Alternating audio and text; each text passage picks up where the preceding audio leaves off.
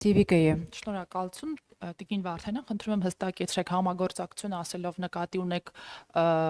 արտախորհրդարանական համագործակցության մասին, թե խորհրդարանի ներսում եք պատրաստվում համագործակցել եւ եթե արտախորհրդարանական համագործակցության մասին է խոսքը, պարոն Կարապետյանը համատեղ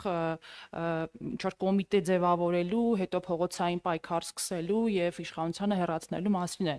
խոսում։ Մինչդեռ մենք գիտենք, որ ձեր խմբակցությունը մեկ անգամ արդեն անցել է այդ տրորված եւ ձախողված ճանապարհով 2022 թվականի դիմադրության շարժումը նկատի ունեմ։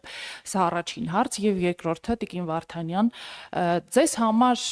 այս պահին հստակ է, թե ինչու ձեզ չհաջողվեց երկրորդ փորձից վերցնել իշխանությունը 21 թվականին Նիկոլ Փաշինյանի հեռացման ժամացույցն եք միացրել հետհաշվարկի, չհաջողվեց, մինչև քոք մաշացնել եւ այլն կրել 26-ին էլ չհաջողվեց, ինչն է պատճառը, վատ լիդեր է առաջնորդում Հայաստան դաշինքը, լիդերի խնդիր է, գուցե դաշնակցությունը առաջնորդ էր Հայաստան դաշինքը, որպեսզի հաջողություն ունենակի վերջը 136 տարեկան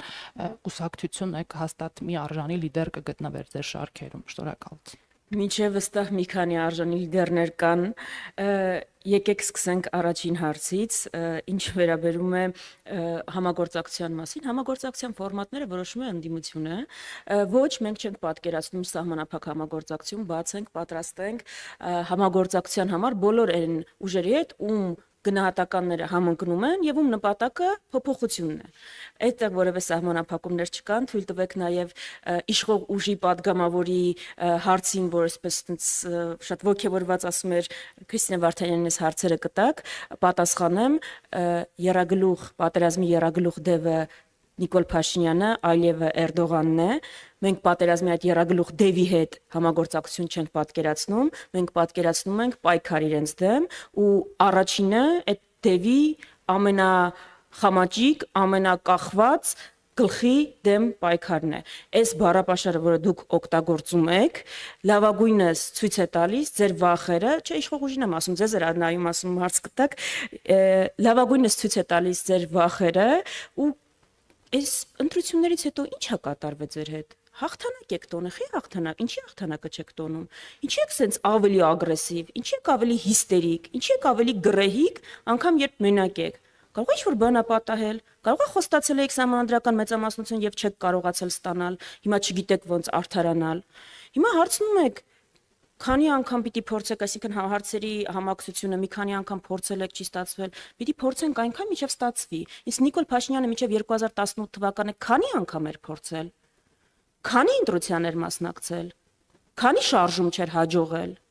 Այսինքն քանակ կա հայրենիք փրկելու փորձերի համար։ Պիտի փորձենք այնքան մինչև հաջողի։ Ինչու չի հաջողել։ Որովհետև Հայաստանում տերոր է։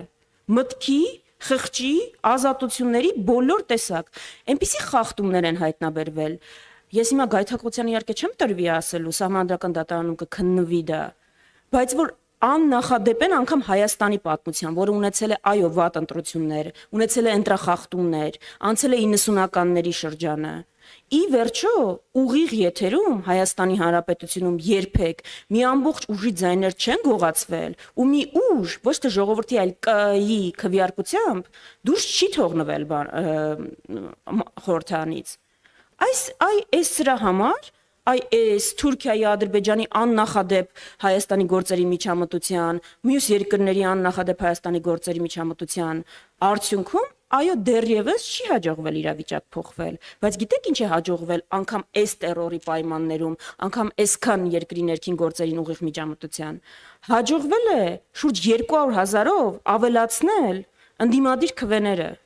շուրջ 10%-ով ավելի անգամ այս նկարած թվերով ներկայացվածություն ունենալ խորհրդարանում, հաջողվել է այնպես անել, որ իշխող ուժը ոչ միայն սահմանադրական մեծամասնություն չունենա, այլ նաև 50+ արդյունք չունենա։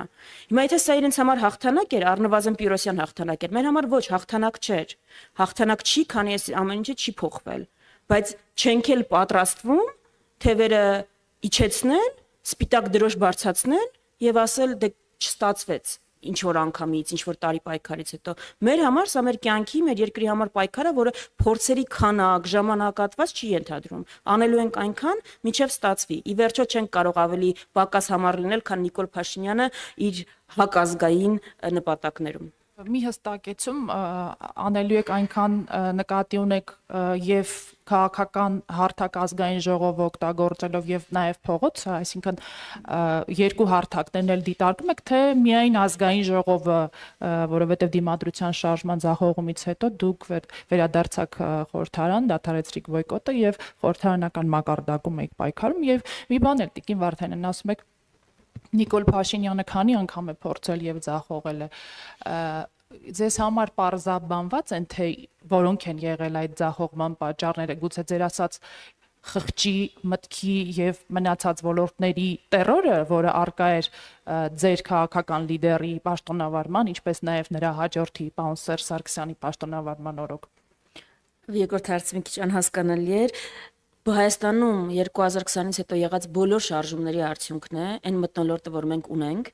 ֆրանսիական դիմադրությունը չհաջողեց ազատագրել Ֆրանսիան օկուպացիայից, բայց ֆրանսիական դիմադրության շնորհիվ է, որ այսօր Ֆրանսիան նայում է ամբողջ աշխարհին եւ ասում է, որ ինքը ֆաշիստական պետություն չի եղել, իր հասարակությունը հաշ չի եղել ֆաշիզմի հետ եւ ինքը պայքարել է դրա դեմ։ Ճիշտ այնպես ինչպես ֆրանսիական դիմադրությունը, այնպես էլ հայկական դիմադրությունը եւ Նիկոլ Փաշինյանի իշխանության օրոք եղած բոլոր շարժումները հետագայում դառնալու են մեր արժանապատվության կետերը, որով Հայաստանը ասելու է, որ հաշ չի եղել այս ամեն ինչի հետ, ու հասարակությունը հաշ չի եղել։ Դրանք կաթիլներ են այն ծովում, որը հետագայում դառնալու է ալիք եւ փոխելու է իրավիճակը։ Սա մեկ, երկրորդը մեզ համար, ես ներկայացնում եմ մի ուժ, որի համար չկան այսինքն չի բացառում մի գործիքը մյուսին։ Մենք կողմ ենք բոլոր գործիքների օգտագործմանը, բայց դա մարտավարական հարցեր են։ Իսկ մարտավարությունը այս փուլում ձևավորվել է նաև այլ ուժ քաղաքական, մյուս ուժը դեռ չգիտենք շեմա հաղթահարելու հարցը Սահմանադրական դատարանում նաև պիտի քննարկվի, մենք կարծում ենք, որ մարտավարական առումով ընդդիմությունը պիտի հանդես գա միասնական դիրքորոշումներով, որովհետև դա է ամենաարդյունավետը։ Այդ բոլոր հարցերը կապված են այդ քննարկումների հետ եւ կարծում ենք, որ ընդդիմությունը, եթե ուզում է արդյունավետ լինել, պիտի ունենա այս հարցերում խորհրդարան գալ չգալ, պայքարի միջոցների համակցում ունենա միասնական դիրքորոշում, որովհետեւ այդպես ավելի արդյունավետ է։ Մեզ համար որ պայքարի որևէ մի գործիք չի բացառում մյուսին եւ այստեղ անցնող տարիները դա միայն ցույց են տվել։ Այսքանը։ Այլ հարցեր։ Հարց Տիկին Վարդանյան, ուժեղ Հայաստանը ընդամենը մի քանի ամսվա կյանք ունեցող քաղաքական ուժ է։ Պիտի նորից էլի կրկնեմ, որ հայ հեղափոխական դաշնակցությունը ավանդական կուսակցություն 136-ն է բոլորում օգոստոսին, եթե չեմ սխալվում, օգոստոսին։ Ինչպես ստացվեց, որ կես տարվա կյանք ունեցած քաղաքական ուժը ավելի շատ ձայն հավաքեց 26-ի խորհրդարանական ընտրություններում, քան ձեր ուժը։ Իդեպ պարոն Սամվել Կարապետյանը նախորդային խմբագիրների հետ Ացուլիսի հարցազրույցի ժամանակ հատուկ շեշտեց այս հանգամանքը, որ իրենց հաջողվեց 2 անգամ ավելի շատ ձայն հավաքել, քան ընտրական process-ների միջով անցած, փորձառություն ձեռք բերած, թրծված քաղաքական ուժերի։ Շատ լավ, ես այդտեղ որևէ խնդիր ոչ միայն չեմ տեսնում, եթե ինչ-որ մեկի համար գաղտնիք է, որ մենք 5 տարի, երբեմն նաև միայնակ, այս իշխանությունների հետ պայքարում մնալով, հարվածներ ենք հասցրել, նաև հարվածներ ենք ստացել, մաշեցրել ենք, նաև մաշվել ենք, դա մեզ համար գաղտնիք չէ, մենք դա հաճախ արել ենք մեր պարտականությունը շատ լավ իմանալով, որ դա եւ իմիջային կորուստ կարող է լինել, եւ վարկանիշային, բայց մենք չենք վախեցել սպիտակ վերնաշապիկները կեղտոտելուց, չենք վախեցել հարված ստանալուց հետո չենք կարողացել ենք ուժ գտնել վերականգնվելու եւ որևէ խնդիր այդտեղ չեմ տեսնում, բնական է, որ այս իրավիճակում նոր իհայտ եկած ուժը, ով ունի նաեւ ռեսուրսներ, կարող է նոր առաջարկներով հանդես գալու դեպքում ունենալ ավելի շատ ձայներ, դա ոչինչ չի որոշում, հատկապես Դաշնակցության 136 տարին, որ վկայակոչում եք, այնքան բան է այդտեղ եղել, Դաշնակցությունը եղել է, որ խորհրդարանում չի եղել է Օսմանյան կայսրության խորհրդարանում, այնքան բան ենք տեսել ենք ուժեր, որոնք 3 անգամ ավելի շատ են հավաքել, հիմա հետքը չկա, այսինքն ոչինչ չի նշանակում։ Մենք արժևորում ենք ամենաբարձրը գնահատում ենք այն գրեթե 150,000 ձայնը, որ անգամ այս պայմաններում մենք հակառակ հարցը պիտի տանք, բա ոնց այդ ուժը, որ այս 5 տարի այո նաև այդ մաշեցման պայքարում կարողացավ դիմանալ, 150,000 ձայն ստացավ այն պարագայում, երբ հայտնվեցին բազմաթիվ այլընտրանքներ, հայտնվեց մեկ խոշոր ուժ եւ բոլորը ասում էին, այ եթե հայտնվի այլընտրանք, այդ ուժը այլևս խորհրդարան չի անցնի։ 150,000 գաղափարական առանց որևէ այլ մոտիվացիա ունեցող կոնկրետ գնահատականներ հնչեցնող քաղաքացիներ մեզ վստահել են իրենց ձայնը։ Դա մեր համար ոչ թե քիչ չէ, հսկայական, աննախադեպ հսկայական աջակցություն է, այնքան պարտավորեցնող, որ հաշվետու ենք իրենցից յուրաքանչյուրի առաջ ու դողում ենք իրենցից յուրաքանչյուրի ձայնի համար։ Այո, շատ տրամաբանական է, որ այն ուժը ով ունի հաղթող ուժի ընկալում ստանում են նաև շատ ձայներ ու ոչ գաղափարական կարող է լինել ուղղակի մտածում են, որ հիմա իշխանությունն է փոխվելու, դա նույնը եղել է մեզ այդ 21-ի ընթացքում, նաև մեզ չսիրողներ քվեարկել են, որտեղ մտածել են փոփոխություն է, 26-ի մեր ստացած քվեները գաղափարական